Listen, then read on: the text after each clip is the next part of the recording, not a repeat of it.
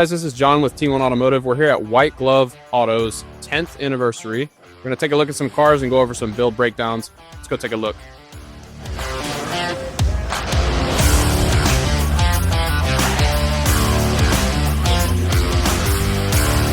Ladies and gentlemen, this is John. I'm here with my boss and friend, Brandon Parnell. Tell us a little bit about M2, what's done to it. So this here is F87 M2 Competition. It is lowered on some KW V3 coilovers. It's got a Stage 2 Carbahn Tune, adjustable SPC control arms, and this beautiful livery done here at White Glove.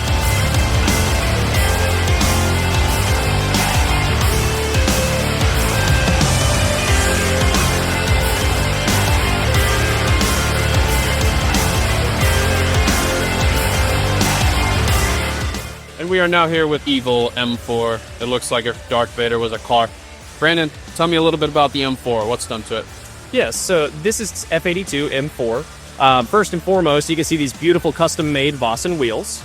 Some other goodies include a set of pure turbochargers, custom tune, and to kind of finish things off here, we got this excellent set of headlights from 180 with the tri-stripe in the corner.